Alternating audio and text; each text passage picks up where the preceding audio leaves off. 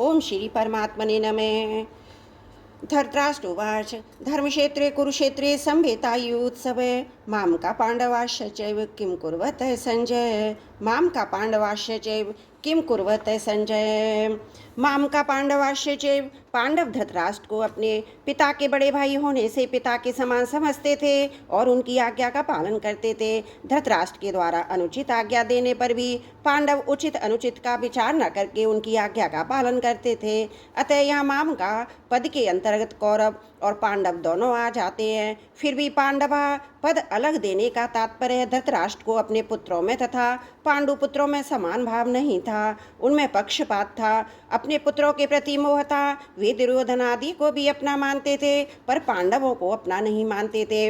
इस कारण उन्होंने अपने पुत्रों के लिए माम का और पांडु पुत्रों के लिए पांडवा पद का प्रयोग किया है, क्योंकि जो भाव भीतर होते हैं वे ही प्राय वाणी से बाहर निकलते हैं। इस दैवीय भाव के कारण ही धृतराष्ट्र को अपने कुल के संहार का दुख भोगना पड़ा। इसे मनुष्य मात्र को यह शिक्षा लेनी चाहिए कि वह अपने घरों में, मोहल्लों में, गांवों में, प्रांतों में, देशों में, संप्रदायों में दैवी भाव अर्थात ये अपने हैं ये दूसरे हैं ऐसा भाव न रखें। कारण कि दैवी भाव से आपस में प्रेम स्नेह नहीं होता, प्रत्युत कलह होती है। यहाँ पांडवा पद के साथ एव पद देने का तात्पर्य है पांडव तो बड़े धर्मात्मा हैं, अतः उन्हें युद्ध नहीं करना चाहिए था, परंतु वे भी युद्ध के लिए रणभूमि में आ गए तो वहाँ आकर उन्होंने क्या किया। माम का और पांडवा, इनमें से पहले माम का पद का उत्तर संजय आगे के दूसरे श्लोक से 13वें श्लोक तक देंगे कि आपके पुत्र दुर्योधन ने पांडवों की सेना को देखकर द्रोणाचार्य के मन में पांडवों के प्रति द्वेष पैदा करने के लिए अपने पास जाकर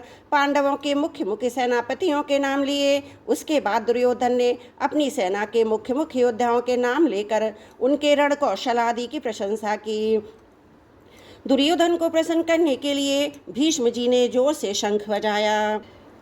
उसको सुनकर कौरव सेना में शंख आदि बाजे बज उठे। फिर 14वें श्लोक से 19वें श्लोक तक पांडवा पद का उत्तर देते हैं कि रथ में बैठे हुए पांडव पक्षी भगवान श्री कृष्ण ने शंख बजाया। उसके बाद अर्जुन, भीम, युधिष्ठिर, नकुल, सहदेव आदि ने अपने अपने शंख बजाए, जिसमें दुर्योधन की सेना का हृदय दहल गया। उसके बाद भी संजय पांडवों की बात कहते कहते 20वें श्लोक से श्री कृष्ण और अर्जुन के संवाद का प्रसंग आरंभ कर देंगे।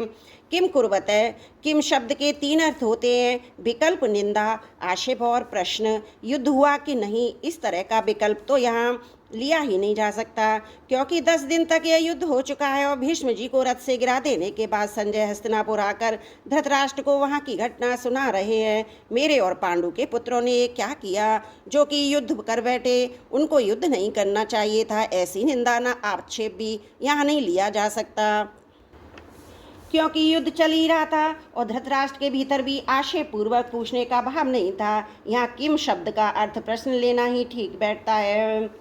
ही धृतराष्ट्र संजय से भिन्न भिन्न प्रकार की छोटी बड़ी ये सब घटनाओं को अनुक्रम से विस्तार पूर्वक ठीक ठीक जानने के लिए ही प्रश्न कर रहे हैं। परिशिष्ट भाव मेरे पुत्र माम का और पांडु के पुत्र पांडवा, इस मतभेद से ही राग द्वेष पैदा हुआ, जिससे लड़ाई हुई, हलचल हुई। धृतराष्ट्र के भीतर पैदा हुआ राग द्वेष का फल यह हुआ कि 100 के 100 कौरव मारे गए, फिर पांडव एक भी नहीं मारा गया।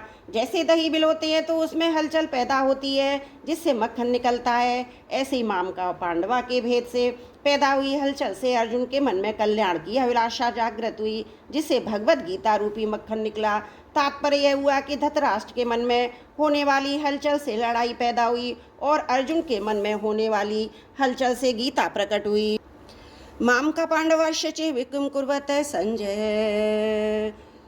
गलतियों के लिए क्षमा चाहती हूँ। वसुदेव सुतम देवम कंस चारुणमर्दनम देवकी परमानंदम कृष्णं वंदे जगद्गुरुं, कृष्णं वंदे जगद्गुरुं।